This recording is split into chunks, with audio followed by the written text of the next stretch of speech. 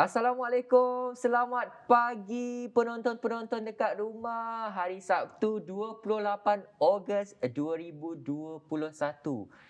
Sihat ke hidup penonton-penonton kat rumah.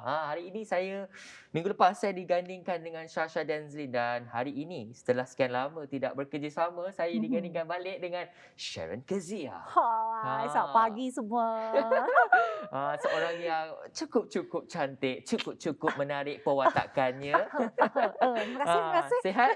Sehat dan bersemangat. Harus kita Bila pagi-pagi. digandingkan dengan kita gelal Fatah ni bintang K-pop dekat Bintang TVS ni. K-pop pula. Sihat, alhamdulillah kan Mhm. Sharon. Pada Ya. waktu-waktu pandemik ini, kita Mhm. kena sentiasa menjaga diri. Betul. Wajah-wajah berseri macam biasa ni, kita kena jaga Mhm. sendiri sekuat-sekuatnya lah. Semampu yang boleh kita jaga, Mhm. elakkan diri kita daripada terkena sebarang penyakit, insya-Allah. Dan pada nak membuat sarapan pagi tu, hati-hatilah, takut terpotong bawang ke, sebab selalu sangat tengok TV sampai terpotong tangan nanti. Jangan tu, bahaya tu Fatah. Bahaya. Jangan. Sambil-sambil anda relax-relax di rumah kan, bersantai bersama keluarga, teruskan kekal setia bersama kami kerana kita ada pengisian yang cukup Laju menarik dia cakap hari yang ni. akan kita kupaskan bersama dengan tetamu kita pada pagi Betul. ini. Jadi topik yang akan kita kupaskan bersama dengan tetamu kan Fatah, Mhm. penjagaan haiwan peliharaan dan domestik. Betul. Mhm. Jadi kita akan menembu bual seorang figura hebat, Mhm. Dr. Andrian Susin Abud, Direktur Mhm. Jabatan Perkhidmatan Veterina Sarawak. Sekejap saja lagi. Jadi, Mhm. penonton dekat rumah, pastikan anda setia bersama dengan kami dari jam 7.30 pagi sehingga 8.30 pagi. Kami akan Mhm. mengupaskan pelbagai topik-topik yang menarik untuk hari ini, khas untuk hari ini. Jadi, sebelum itu, macam biasalah Mhm. saya dengan Sharon akan berkongsi dengan anda mengenai info-info terkini, info-info yang menarik untuk anda ketahui, untuk anda memulakan pagi anda. Jadi, baik Mhm. Sharon. Hmm. Sharon pernah tak kalau makanan terjatuh, Mhm. Sharon ambil cepat-cepat dalam Tak, masa 5 memang saat? tak. Uish, Sebab memang tak saya saya dengan penuh yakin saya boleh berkatakan tidak, sebab saya jenis orang yang macam penjijik sikit. Apabila dah jatuh Oh, tu saya terus berjudis, saya terus anggap alamak dah kotor dah ni, memang takkanlah. okey, faham, Fatah faham. pula macam mana? Saya Ah. saya ada sebenarnya. Kalau dah contoh dia 5 saat, saya mengamalkan 5 saat rules untuk makanan ni. Orang cakap rezeki. Tapi Kalau kalau rezeki contoh tu, berlaku, contoh makanan tu terjatuh dekat tempat awam, Fatah, takkan Fatah nak kutip balik? kalau kita melihat Ah. kepada situasi jugalah Sharon. Kalau Ah. dia terjatuh tempat yang Mhm. kotor, takkan Mhm. kita nak makan kan. Kalau Yalah. dia sekadar jatuh ke atas meja, saya akan mengambil dengan cepat. Macam, Aha. ini ada rezeki tidak boleh dibuang. Tapi Aha. hari inilah kita bercakap mengenai 5 second rules ataupun Mhm. 5 cakap 5 saat, peraturan 5 5 peraturan. saat. Mhm. Di mana itu yang sering kita sebut ketika makanan yang dipegang tiba-tiba jatuh ke lantai, lalu Mhm. mengutipnya dan makan seperti biasa. Padahal makanan yang sudah jatuh ke lantai berkemungkinan besar Mhm. sudah tercemar dengan bakteria. Jadi jika difikir secara logik ya Sharon, Mhm. semakin lama makanan itu jatuh ke lantai, semakin banyaklah bakteria yang bersarang di makanan Betul. tersebut. Mhm. Persoalannya, Mhm. apakah 5 second rules itu cukup membuatkan bakteria mencemari makanan dan menyebabkan penyakit? Kamu pernah buat perkara sebegini? Seperti Mhm. Sharon, dia tak pernah buat, saya pernah buat. Jadi saya pun buatlah study sedikit mengenai 5 second rules. Adakah dia mitos ataupun tidak? Makanan yang jatuh ni ke lantai, kamu ambil, hembus dan masuk semula ke dalam mulut ni, lebih orang cakap lebih kurang dalam 5 saat sahaja perbuatan itu. Mungkin ada yang merasakan ia kotor, tapi ia dilihat sebagai satu perbuatan yang mungkin Mhm. sesetengah orang menganggapnya adalah normal. Walau bagaimanapun, ada konflik dengan peraturan 5 saat itu. Adakah Mhm. ia satu fakta ataupun mitos semata-mata? Mhm. Boleh guna pakai ke? Ada orang cakap macam tu. Peraturan 5 saat ataupun 10 saat ini sememangnya mitos. Namun, sama ada anda boleh mengambilkan makanan yang terjatuh ke atas lantai, itu merupakan isu yang agak kompleks. Oleh sebab itu, ramai individu masih percaya bahawa Mhm. peraturan 5 saat itu boleh diikuti. Mhm. Tapi kan Sharon, bukan Mhm. semualah pengkaji bersetuju bahawa Mhm. makanan yang jatuh ini tidak selamat diambil. Aha. Aaron E. Carroll, professional pediatric daripada University Indiana, telah Mhm. menegaskan bahawa perkara penting yang perlu menjadi fokus fokus utama adalah jumlah bakteria pada permukaan selain lantai. Menurut beliau, permukaan seperti pemegang peti sejuk, sinki dapur dan kabinet di dapur jauh lebih kotor daripada permukaan lantai. Sentuhan pada permukaan tersebut sebelum atau semasa proses penyediaan makanan boleh menyebabkan makanan tersebut tercemar dengan bakteria. Ada juga situasi di mana daging ataupun ayam jatuh ke atas kabinet dapur, namun makanan tersebut tidak dibuang, malah diambil untuk dimakan. Setakat ini tiada kata sepakat yang mengatakan makanan yang jatuh tidak boleh dimakan. Namun ya Sharon, saya pun mengambil ini sebagai iktibar kepada diri saya sendiri dan orang cakap nasihat sendiri kepada diri sendirilah. Pakar menasihatkan juga, sekali lagi saya tegaskan, pakar menasihatkan agar makanan yang dimakan ataupun yang terjatuh dibasuh terlebih dahulu jika hendak dimakan. Jika tidak, lebih baik mengabaikan makanan tersebut. Tapi ada orang, setengah orang ni kan Sharon, kalau makanan tu terjatuh, dia tak nak ambil balik. Dia tak nak buang ke dalam tong sampah. Itu adalah satu sifat yang tidak elok, yang itu akan mencemarkan lagi. Itu bukan makanan saja Fatah, saja banyak bukan makanan sajalah, ini tertakluk kepada macam barang sendirilah. Kalau dah macam sampah-sampah sarap tu, kalau mereka buang terjatuh ke kawasan tempat mereka ni, memang dia takkan nak buang. Mungkin entahlah tu, saya rasa itu bergantung pada sikap individu tu lah. Jadi sama ada dia nak membuang atau tidak. Tapi apa yang saya dapat lihat dalam laman sosial baru-baru ini dikongsikan, apabila ada luahan golongan pendidik menegur, kita lihat pelajar-pelajar dekat sekolah, walaupun sampah itu berada di kelilingi mereka, di bawah kerusi mereka sendiri pun mereka tak nak kutip. Jadi mereka ada satu sikap generasi sekarang ni yang kalau kita macam zaman kita dulu kau kata, kita ada duty roster, kita tahu tanggungjawab kita bila. Tapi kerana pelajar sekarang tak semualah, segelintir kalau kita tengok dulu keluhan golongan pendidik ni, mereka perlu diarahkan untuk membersihkan tempat duduk sendiri, sedangkan tu tempat sendiri. Dia bercerita pasal tu. Bercerita pasal kebersihan tu kan dekat sekolah saya. Sekolah saya jenis yang sekolah yang kecil. Jadi dekat dalam sekolah tu, tong sampah hanya ada dalam 10 saja. Jadi rules dekat sekolah saya tidak boleh ada tidak ada boleh ada sampah dari jam 2 petang sehingga 5 petang. Jika ada, pelajar akan kena denda semua. Semua. Jadi nak tak nak kita kena bawa sampah itu balik ke rumah. Dan saya rasa itu adalah satu inisiatif yang mengajar budak-budak sebenarnya untuk lebih menjaga diri untuk jadi bersih dan mendapatkan pembelajaran yang lebih kondusif sebenarnya. Dia seolah itu adalah cara yang alternatif yang terbaik untuk mendisiplinkan pelajar itu, untuk mementingkan kebersihan. Jadi itulah sedikit sebanyak perkongsian kita tentang peraturan 5 saat makanan yang jatuh ke atas lantai. Selepas ini kita akan bersama dengan tetamu kita untuk mengupas topik yang menarik. Okey, semuanya hanya dalam Sejahtera Asia. Jangan ke mana-mana.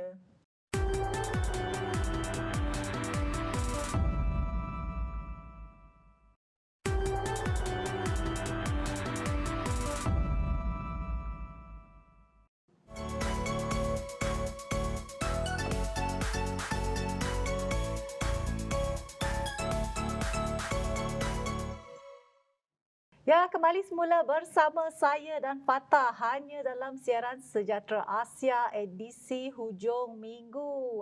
Jadi seperti yang kami janjikan, kami akan membawa topik penjagaan haiwan peliharaan dan domestik bersama dengan Dr. Andrian Susin Ahmud yang merupakan Direktur Jabatan Perkhidmatan Veterina Negeri Sarawak. Apa khabar Doktor? Baik, sihat. Seperti pandemik ni, kita kena menjaga diri. Betul. Bukan saja binatang kan? Jaga diri. Betul, kita perlu jaga diri kita. Jadi sebagai permulaan lah Doktor, apakah peranan dan fungsi Jabatan Perkhidmatan Veterina Negeri Sarawak? Jabatan Veterina Sarawak ni baru ditubuhkan sebenarnya pada tahun 2017, baru lebih kurang 4 tahun lah. Jabatan sebelum tu hanya bahagian di dalam Jabatan Pertanian Sarawak. So ditubuhkan kerana fungsinya yang penting iaitu berperanan untuk menjaga kesihatan haiwan, kesihatan veterina itu fungsi utama, dan juga untuk membangunkan industri ternakan negeri Sarawak. Itu dua peranan yang penting, dan fungsi-fungsinya adalah mengawal selia import ekspor. Itu selain dari menjaga veterinary kesihatan awam veterina, juga kita memberi latihan kepada penternak, membangunkan industri ternakan, dan juga memberi khidmat nasihat. Dan ada juga perkhidmatan makmal yang kita beri untuk mendiagnosa penyakit-penyakit haiwan, kesihatan awam veterina juga untuk memastikan keselamatan makanan berasaskan haiwan, berasaskan ternakan. Okey, baik.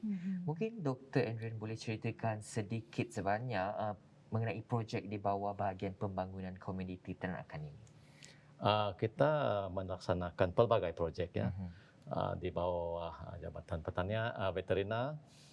Projek yang selalu kita laksanakan adalah program pembangunan ternakan ataupun projek komersialisasi ternakan. Projek komersialisasi ternakan. Yang projek ini dia merangkumi pelbagai jenis ternakan ternakan kambing, ternakan biri-biri, lembu, kerbau, rusa, arnab pun ada juga, dan juga burung walit. Kemudian kita ada pembangunan ternakan kerbau, usahawan kerbau khas untuk di Limbang, dan kita ada skim pawah. Skim pawah ini kita beri ternakan itu secara pawah ataupun loan .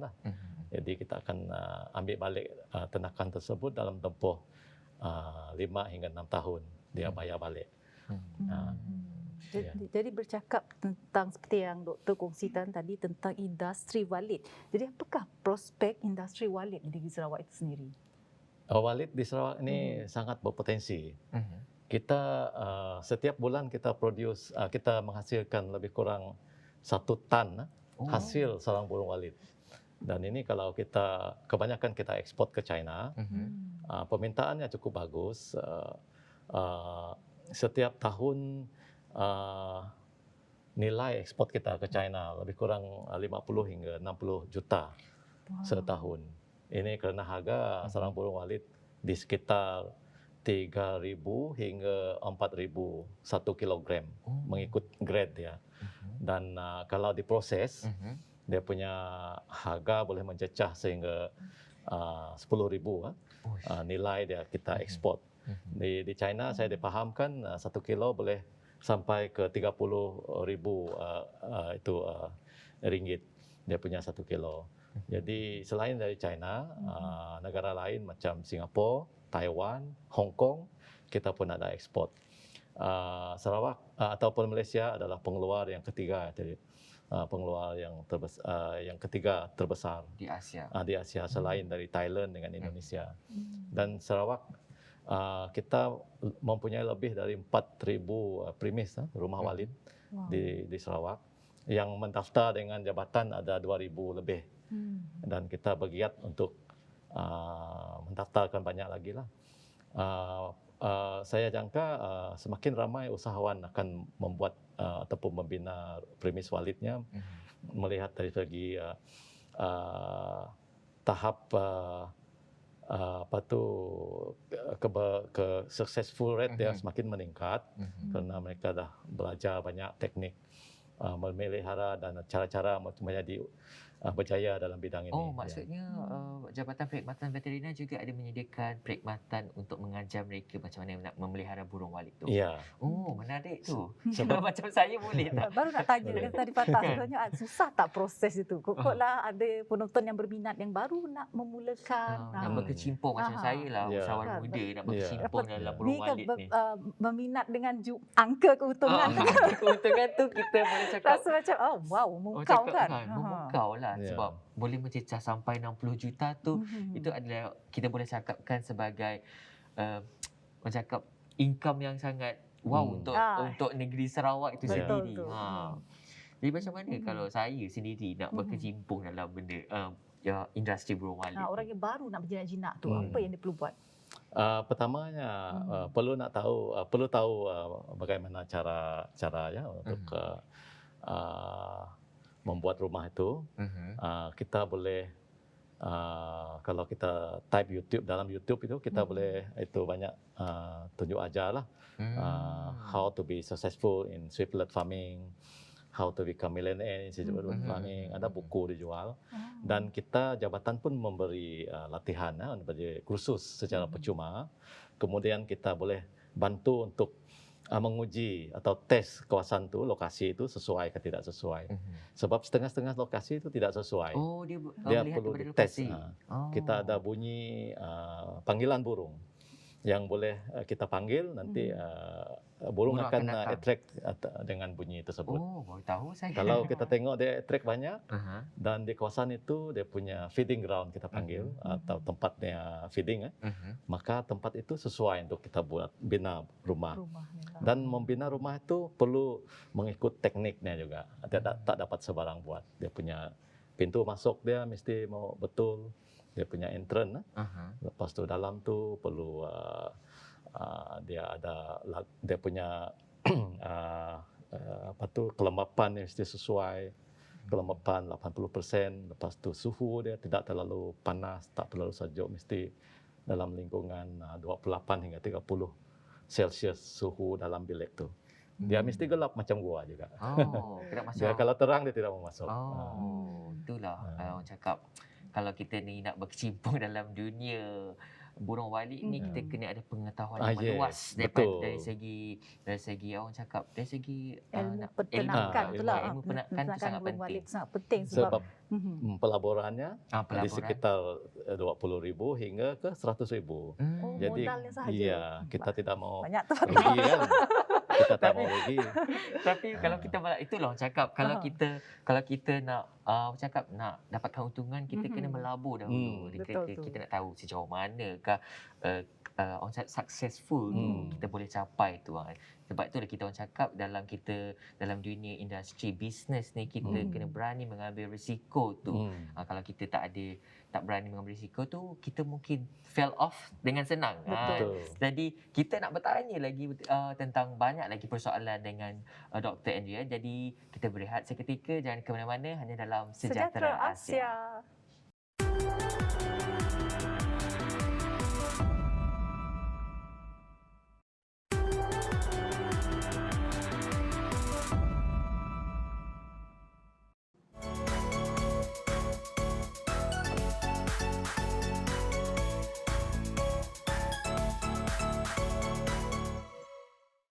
Baik, bertemu kembali bersama saya Fatah Bolhanudi dan Syahan Kezia. Okey, sebelum kita nak bersama lagi dengan Dr. Andrea, pada yang terlepas peluang untuk menonton episod Sejahtera Asia yang lalu, anda boleh pergi ke YouTube, layari YouTube, type saja Sejahtera Asia dan pilih episod mana yang anda suka. Okey, baik Doktor. Tadi bercakap mengenai, saya teruja bercakap mengenai burung walit ini sebab apa orang cakap teruja lah. Menjana pendapatan tu. Pendapatan tu memang boleh tahan lah. Memang sangat menguntungkan. Jadi mungkin doktor boleh kongsikan dengan lebih mendalam kepada penonton. Mungkin dalam kalangan penonton kita hari ini, terutama sekali dalam keadaan pandemik, kehilangan pekerjaan, mungkin dapat memberi idea kepada mereka untuk memulakan perniagaan burung walit ni. Okey. Untuk memulakan perniagaan burung walit ni, ada beberapa langkah yang kita boleh buat untuk mengurangkan risiko ya. Sebab percentage itu, success rate itu boleh dikatakan lebih kurang 50%. Kalau 1,000 yang dibuat mungkin 500 yang berjaya macam tu. Tak bergantung kepada kesesuaian tapak dan reka bentuk bangunan ya. Kita boleh melabur dengan jumlah yang sikit, bergantung kepada material bangunan untuk menghasilkan. For example, kita boleh start dengan rumah bersaiz 12 kali 24, 2 tingkat, dan menggunakan material yang macam cement board, di bawah dia kita pakai bata blocks. Lepas tu dalam rumah itu dia boleh, kalau hasil dia boleh sampai ke 200 lebih keping. 120 keping tu sama bersamaan dengan 1 kilogram. Dan 1 kilogram tu harga ada lebih kurang 3,000. Nah, tu Fatah 3,000. 3,000 tu Jadi- sangat banyak. Ada yang berjaya, ada yang juga tidak berjaya. Kalau rumah itu salah buat, dia burung walit tu takut nak masuk. Oh, memilih lah Dia burung walit memilih. ni. Memilih, Okey. ya, ya, ya. Choosy. So, Tapi- jadi rumah kena betul. Satu dia Rumah kena mahal betul. Fatah. Sebab tu dia mahal lah. Okey. So Bukan kena belajar mudah. betul-betul lah sebelum berkecimpung. Betul Tapi tu. sekarang banyak bahan untuk kita belajar. Ada YouTube, orang ajar kita. Ada buku juga. Jadi And then- bercakap mengenai khasiat burung walit ni, apa khasiat utama dia? Okey. Dulu, pada zaman-zaman dulu, Maharaja saja yang makan ni, sarang burung Oh. swiftlet itu Okey. edible bird nest ni. Maharaja Cina aja yang makan. Tetapi lepas tu diketahui dia khasiat dia boleh anti aging, dia boleh kalau perempuan yang mengandung, dia boleh kalau dia makan dia punya anak jadi dia punya kulit halus. Halus. Oh. Dia- Jadi ini ya. bukan mitos lah doktor. Bukan, because Pasti kita dua memang, cuba. memang ada dia punya apa tu testimonial dia. Anti aging kalau consume. And then untuk orang yang selalu batuk-batuk, dia punya boleh membantu dia punya itu paru-paru. And then dia contain itu amino acid sebenarnya. Glycoprotein itu dia punya kandungan I see. yang itu. Burung walit ni sebenarnya memberi 1,000 khasiat sebenarnya untuk lagi-lagi pada yang nak menjaga kecantikan, nak Betul ada kulit tu. mulus tu. Jadi Shannon, kita bolehlah cari burung walit Untuk selepas ini. Yelah, lepas ni boleh juga Skincare menjaga dia boleh, pendapatan. ya. untuk Skincare boleh. ya. Tapi kalau kita lihat kat negeri Sarawak itu sendiri kan doktor, apakah peternakan yang memang mendapat sambutan selain burung walit ni? Selain dari burung walit, kita juga banyak peternakan lain macam kambing, lembu, kerbau, rusa, arnab. Ada juga yang suka menternak ayam. Ada juga yang di rural tu kawasan pedalaman, dia orang suka menternak kelinci. Itu ternakan yang popular lah. Ya, semuanya di bawah jabatan veterina. Okey. Ya. Baik. Apakah yang dapat dikatakan dengan program import dan ekspor binatang ternakan di Sarawak ni, doktor? Import ekspor ini adalah satu aktiviti yang dikawal oleh jabatan lah. Terutamanya import. Sebab kita nak jaga Sarawak ini satu dari segi bebas penyakit ya. Jadi bila kita nak mengimport ternakan, kita pastikan kita mengimport dari negara yang bebas penyakit. Dan kalau hasilan ternakan, produk ternakan, kita mesti mengimport dari tempat yang kawasan yang yang diluluskan oleh pihak berkuasa seperti ada JAKIM, dia menentukan tempat itu halal, dan kita hanya boleh mengimport dari tempat yang disahkan halal lah. Jadi itu kita kawal. Kemudian ekspor, kita cuba galakkan ekspor sebab itu menyumbang kepada ekonomi Sarawak. Macam burung walit tadi kan, kebanyakan nak ekspor. Ya, kita memang beri dia sijil kesihatan veterina. Dari sijil kesihatan veterina ini dia membolehkan negara yang menerima produk kita dia confident dengan kita punya produk lah, sehat, tidak ada penyakit dan sebagainya. So kita kawal dari segi itulah import ekspor. Jadi kalau terlihat tu Fatah, pemilihan negara yang kita import makanan tu adalah sangat penting Ya, untuk itu sangat memastikan penting. agar kita selamatlah untuk Ya, makan makanan tersebut. halal, selamat dan bebas penyakit. Halal, selamat dan Dan bebas bebas penyakit. Itulah penyakit. penting kualiti untuk kita ekspor. Sebab kita nak ekspor kat luar negara ni sebab kita nak mempromosikan barang negeri Sarawak Betul ini. tu. Kita membawa untuk- nama negeri sebenarnya Betul. Fatah. Jadi Untuk kalau menyumbang. berlaku kesilapan sikit dari satu negeri tu yang akan Betul, sebab akan tu. dikecam. Jadi adalah sangat penting kita pastikan produk kita ekspor tu adalah berkualiti ya doktor. Berkualiti, Jadi yes. doktor, apakah antara latihan dan servis yang disediakan oleh Jabatan Perkhidmatan Veterina Negeri Sarawak kepada peternak-peternak yang dekat negeri Sarawak ini? Kita ada kursus yang kita panggil Good Animal Husbandry Practice ataupun amalan amalan penternakan yang baik. Jadi amalan-amalan ini dia melihat dengan terperinci faktor-faktor biosecurity, faktor keselamatan, penggunaan drug veterina dan sebagainya. Jadi untuk memastikan keluaran ladang ini selamat untuk kegunaan manusia lah. Jadi kita beri dia satu persijilan MyGap. Persijilan MyGap itu yang agriculture good agriculture practice lah, yang dikeluarkan oleh Jabatan Perkhidmatan Veterina Malaysia. So selain dari itu kita pun ada memberi lesen kepada penternak. Jadi lesen tersebut kita pantau setiap tahun ataupun berkala untuk memastikan ladang-ladang ini dia akur dengan syarat-syarat peladangan, seperti pencemaran alam sekitar, dan juga kita selalu pantau kesihatan ternakan, dan kita beri tunjuk ajar kepada peternak kita dari segi latihan untuk penjagaan, sebab ternakan ini juga perlukan kesejahteraan, animal welfare yang perlu kita terapkan dalam penternak kita supaya dia menjaga ternakan itu dengan baik, dengan sejahtera lah. Ya, jadi bukan saja human kita manusia sejahtera, haiwan pun perlu sejahtera. Betul. Juga. Kita kena seimbang dari segi manusia itu sendiri dengan haiwan tu. Betul, Tumbuh-tumbuhan pun kena sejahtera. Ya, Sebab tu betul. kita cakap kita ni sejahtera secara semula jadi. Sebab Alam tu kita hari sekitar ini tu. berada dalam Sejahtera Asia. Betul.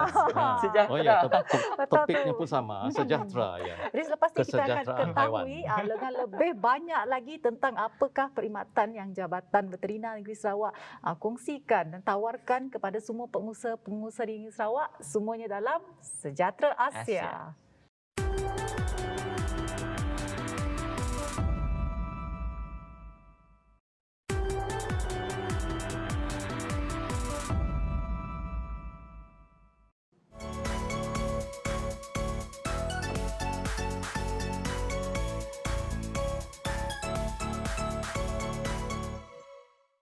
Ya, terima kasih kerana terus kekal setia bersama kami bertiga dalam siaran Sejahtera Asia edisi hujung minggu. Dapat dilihat tadi kata banyak yang dikongsikan oleh Dr. Andrian sebenarnya tentang ilmu, pengetahuan, apakah yang ditawarkan oleh Jabatan Veterina itu kepada semua pengusaha ternakan di negeri Sarawak. Dan apa yang menarik dekat sini adalah dari tadi kita asyik bertanya tentang burung walit dia, sebab kita dapat tengok keuntungannya memang cukup memberangsangkan daripada kita lah kan. Jadi kita seperti yang doktor kongsikan tentang biosecurity. Sarawak kini bebas daripada penyakit ternakan seperti penyakit kaki dan mulut, demam babi Afrika, virus Nipah dan influenza burung. Apakah usaha untuk memastikan penyakit-penyakit ini tidak masuk ke negeri Sarawak? Penyakit-penyakit yang disebut tadi ya, seperti FMD ataupun kuku dan mulut, kita bebas, Sarawak masih bebas.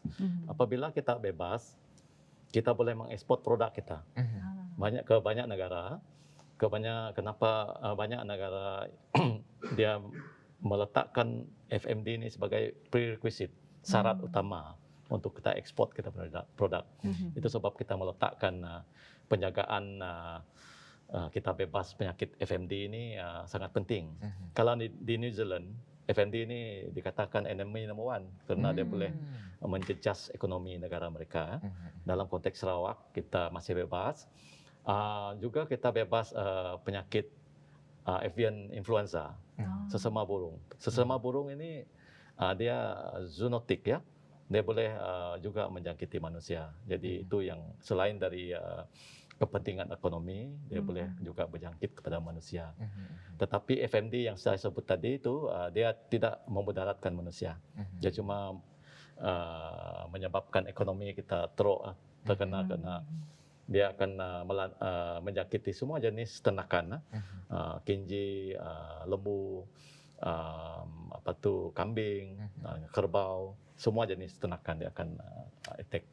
Kemudian African swine fever. African swine fever ini sangat bahaya kerana dia boleh membunuh semua babi ya, termasuk babi kampung, babi komersial dan babi hutan. Jadi dia boleh menjejaskan ekonomi juga. Seperti yang berlaku di China, dia telah menjejas ekonomi ternakan kinji di China sampai berbilion-bilion kerana dia kalau kena penyakit African Swine Fever semua mati. Tak ada ubat, tak ada vaksin. Jadi dia cepat merebak. Itu sebab kita mengawal pintu-pintu masuk kita. Kita ban ataupun kita tidak mengimport produk dari negara yang ada affected. Negara yang affected sekarang adalah China, Vietnam, Indonesia dan juga sudah sampai Thailand saya rasa. Jadi di Sabah pun sudah kena, Kalimantan Utara pun sudah kena. Jadi kita dikelilingi oleh negara dan jiran yang kena penyakit African Swine Fever.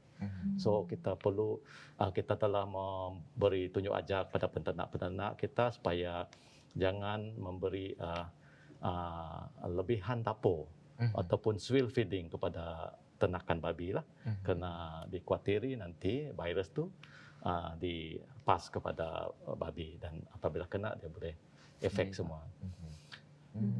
Tapi kalau disebut tu kan Fatah, demam babi Afrika ini sedikit tambahan ni doktor. Ya. Adakah dia memang menyerang babi itu sahaja? Maksud saya haiwan babi itu sajalah.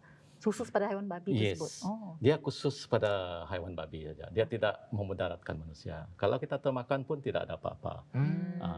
Jadi itu yang bagus, yang okey virus ni. Sama juga FMD tadi ya. Tetapi apabila dia kena ekonomi ternakan kita, Itulah. dia menjatuhkan ekonomi kita. Ekonomi especially ternakan lah. Industri ternakan kita akan jatuh. Jadi saya rasa itu satu usaha yang cakap bagus, inisiatif yang sihat untuk daripada Jabatan Perkhidmatan Veteriner Negeri Sarawak, di mana mereka mengajar juga untuk penternak-penternak jangan memberi lebih tapur. Ya, ada lebihan dapur. Lebihan tapur tu membahayakan. Bahaya, especially yang ada mengandungi daging-daging babi ya. Tak boleh diberi dengan Faham. Okey, baik. Wabak rabies dekat Malaysia ni, khusus dekat Sarawak ni, orang cakap fenomenal lah. Yes. Kan? Jadi wabak rabies ni di Sarawak ni disyaki berasal daripada Kalimantan Barat, Indonesia.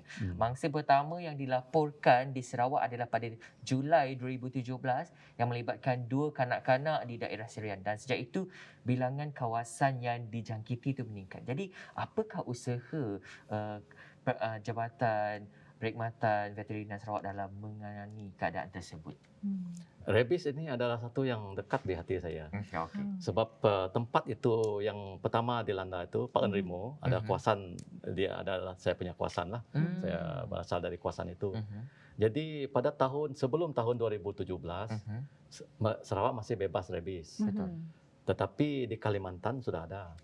Jadi anjing dari sana dia boleh menggigit anjing kita kan di sempadan, rentas sempadan. Maka anjing kita banyak yang berkeliaran. Berkeliaran dia kena gigit.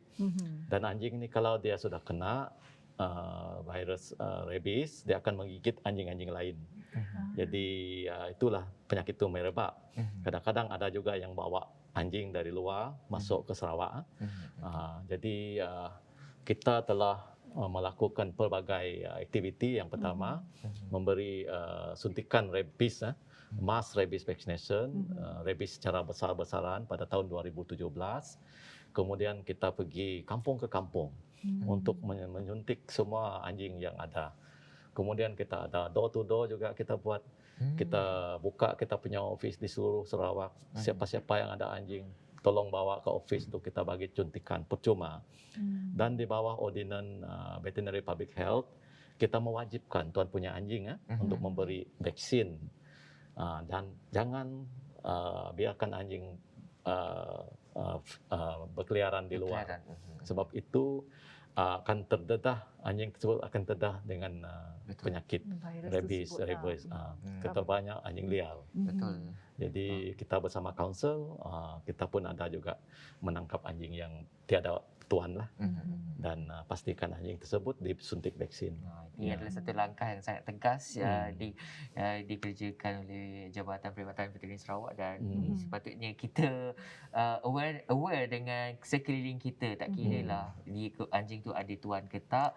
Jika kita melihat anjing tu berkeliaran, pastikan kita hati-hati, jangan sampai Jarakkan kena diri. gigit. Ah, ya. Jarakkan Kalau diri kena lah. gigit, Kalau kalau kena kena gigit, Ah. cuci luka itu Okey. 15 minit dengan air sabun. Kalau Dan kena gigit. segera pergi ke hospital.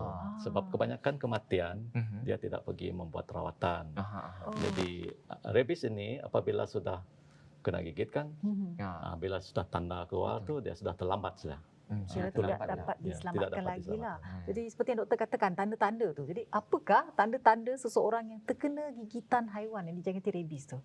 Apabila tanda aja keluar itu sudah lambat sudah. Ya, apa contoh tanda? Contoh Ya, tanda sudah dia. terlambat. Aha. Jadi tanda-tanda yang biasa pada manusia, Aha. dia takut air. Dia takut air sebab tidak dapat minum air. Dia punya itu tidak dapat telan air. Okey. Satu, dia demam. Mhm. Kemudian dia rasa sangat lesu. Sangat lesu. Dia akan hilang ingatan. Dia tidak kenal dia punya family members lagi. Oh. Dia macam tidak tahu lagi. Kemudian dia boleh pingsan, tidak sedar diri.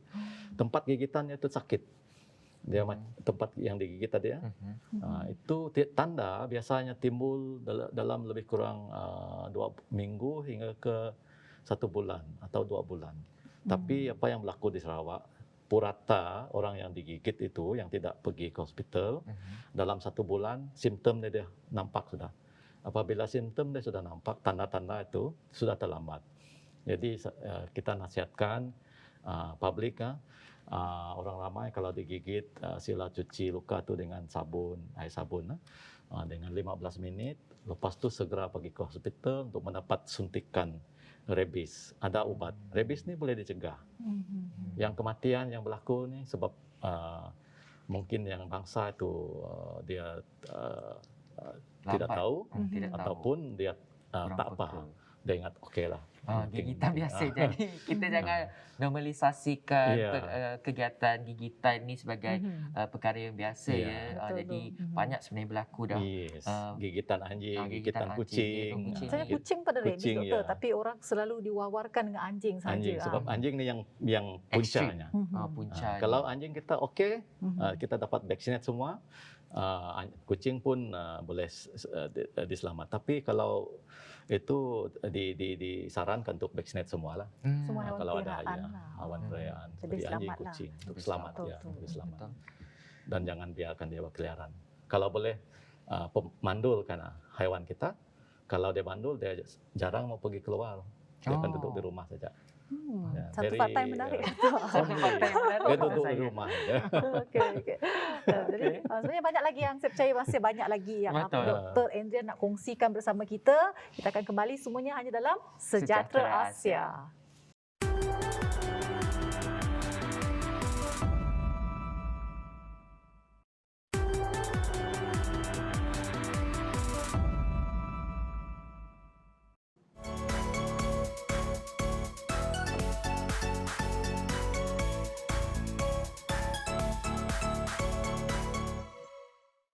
Baik, bertemu kembali bersama dengan saya, Fatah Burhanuddin dan Sharon Kezia dan Dr. Andrian juga dalam Sejahtera Asia episod Sabtu 28 Ogos.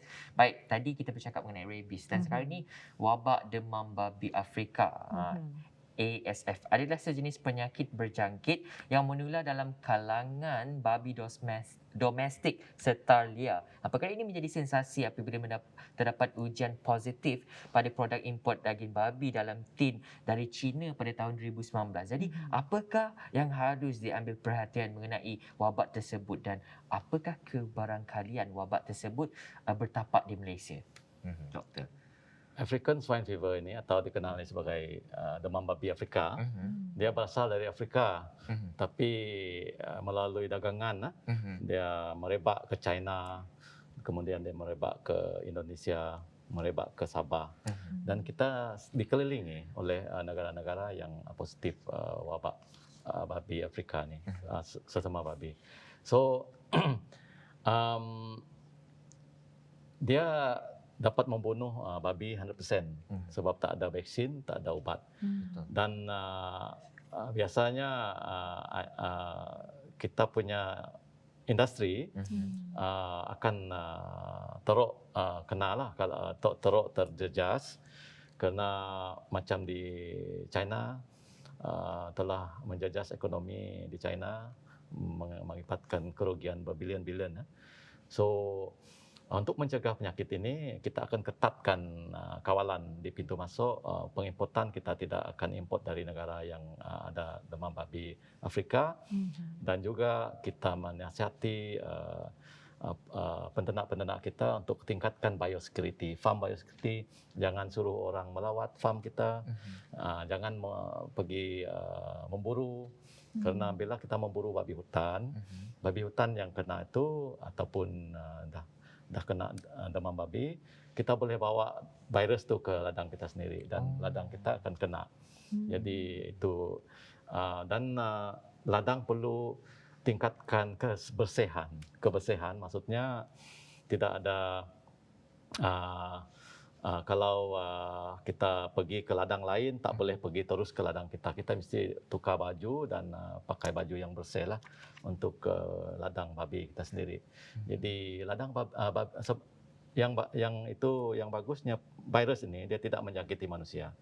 Dia cuma menjangkiti haiwan ternakan babi saja. Jadi dia tak ada implikasi kepada kesihatan manusia. Kalau kita masak daging tu dengan bagus, dia punya virus mati.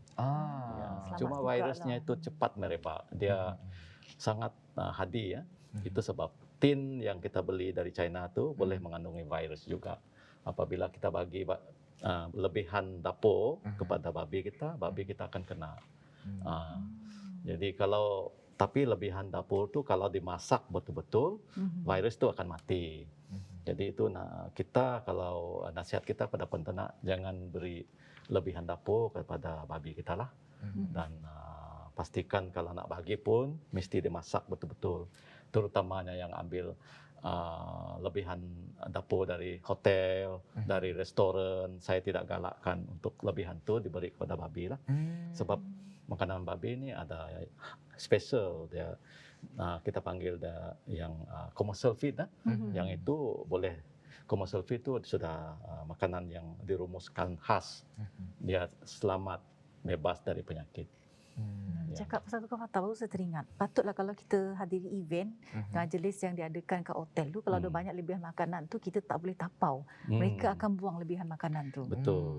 Untuk mengelakkan sebarang keracunan kan doktor. Jadi bercakap pasal wabak ASF ni kan doktor, apakah implikasinya kepada kesihatan manusia? Kalau accidentally makan tidak ada implikasi. Dia tidak menyebabkan kematian kepada manusia, tidak. Cuma kepada babi saja. Dia tidak memberi sebarang berbahayalah kepada manusia. Tidak berbahaya kepada manusia. Jadi apakah antara kebimbangan yang perlu diketahui oleh penduduk Sarawak mengenai haiwan domestik ni dan atau haiwan peliharaan?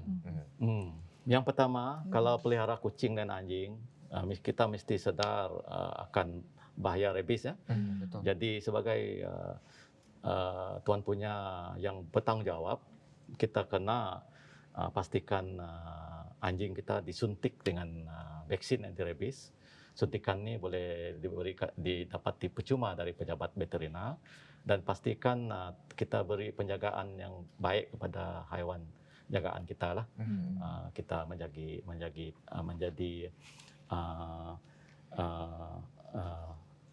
penternak yang bertanggungjawab, jaga kebajikan ternakan kita. Dan kita kena amalkan amalan baik penternakan lah. Good animal husbandry practice. Itu yang perlu. Betul. Ada Haiwan-haiwan pun memerlukan kasih sayang daripada kita. Lalu penjagaan mesti rapi, baik. kita perlu bertanggungjawab lah terhadap setiap haiwan ternakan kita. Sebab kalau ada aniaya haiwan, kita boleh denda sampai ke RM10,000. Oh. Ada kesalahan. Tapi Kalau bercakap kita pasal tendang benda kan, tu ya. doktor kan, mungkin boleh kongsikan kepada penonton ni apa bukti yang kita perlu ada untuk melaporkan kejadian tersebut. Itu soalan yang bagus. Kalau ada video klip, kalau kita tahu nombor rumah itu sudah memadai, kita boleh sebagai bukti ya.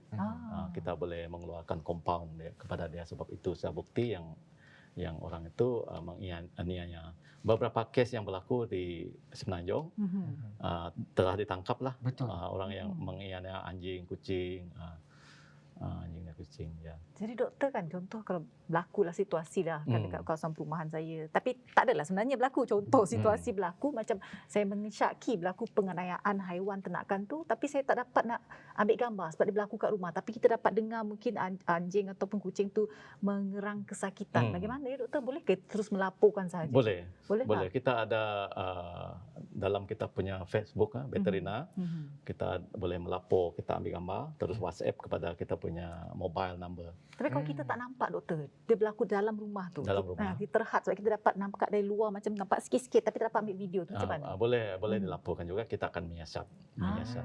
Ya. Jadi sebab kalau ada kes. Kalau lebih baik tu kita rekodlah dan cepat-cepat melaporlah. Jadi Jabatan Perkhidmatan Veterina Sarawak ini juga terlibat dalam pengomersialan dan sokongan program pertanian dan ternakan lain seperti Agrofest serta menjalankan pemeriksaan ke ladang dan kilang pemprosesan daging. Jadi apa yang boleh dikatakan mengenai keperluan dan output program sedemikian? Melalui program-program begini ya, kita telah berjaya untuk mengawal selia industri ternakan dengan nilai pengeluaran sebanyak 1 bilion pada tahun lepas, tahun 2020. Dan kita telah mengekspor produk kita bernilai 284 juta setahun. Jadi inilah program-program yang membolehkan penternak kita, usahawan kita mengekspor produk mereka melalui penerapan amalan baik tadi, good animal husbandry practice, juga persijilan, dan juga kita memberi lesen-lesen lah untuk kawal selia. Jadi ini perlu untuk negara mengimport yang mereka pasti produk yang diekspor ke negara mereka selamat untuk manusia, selamat dan tidak mengandungi penyakit. Jadi apakah, mungkin ini penutup lah sebelum kita nak melabuh tirai kita, mungkin apakah antara harapan dan prospek masa depan Jabatan Perkhidmatan Veterina Sarawak itu sendiri? Ya, menjelang 2030 kita mensasarkan industri ternakan ini akan menyumbang nilai pengeluaran sebanyak 4 bilion. Itu sasaran kita. Dan juga nilai ekspor 1 bilion.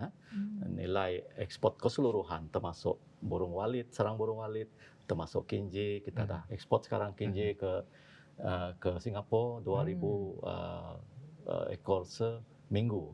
Jadi ini akan kita tingkatkan untuk mensasarkan aspirasi net exporter by 2030. Jadi kita mempunyai pelbagai program. Selain dari itu juga kita nak tingkatkan kompetensi dan kapasiti jabatan. Kita jabatannya baru umur 4 tahun lah. Jadi kita akan teruskan usaha kita untuk mengembangkan lagi jabatan ini supaya dia lagi ramai orang join kita lah untuk memberi perkhidmatan, dan kita committed untuk memberi perkhidmatan yang terbaik lah. Jadi dapat lihat bahawa Jabatan Veterina Negeri Sarawak ni sentiasa memberikan perkhidmatan yang terbaik buat masyarakat, khususnya negeri Sarawak, Fatah. Betul. Dan selain itu mereka berusaha untuk menstabilkan ekonomi negeri kita sendiri dengan mengeksportkan seperti mana Dr. Andrian bercakap, kita dah eksport burung walit ke negara jiran seperti China, seperti Thailand itu sendiri, dan ini adalah satu kebanggaan untuk Betul. kita sebagai rakyat Sarawak. Jadi terima kasih lagi Terima kasih. Terima kasih, kepada Dr. Dr. Edi yang kena Terima kasih. sudi Jumpa berkongsi lagi. perkongsian yang Mhm. sangat-sangat menarik. Saya pun baru Betul, tahu betul. pasal veterina ni dan sungguh sangat-sangat menarik. Jadi terima kasih lagi sekali. Jadi Mhm. ini saja setakat perkongsian yang kami mampu berikan kepada anda penonton. Mhm. Mungkin ini memberi 1000 manfaat kepada anda. Jadi setakat ini sajalah dari daripada Mhm. kami berdua. Jadi saya Fatah Bolhanuddin. Saya Sharon Kezia. Setakat ini saja Sejahtera Asia daripada Inspirasi. Kami Cetuskan cetuskan Inovasi. inovasi. Bye-bye. Bye-bye. Doktor, bye-bye sekali, Doktor. Terima kasih. Jumpa lagi.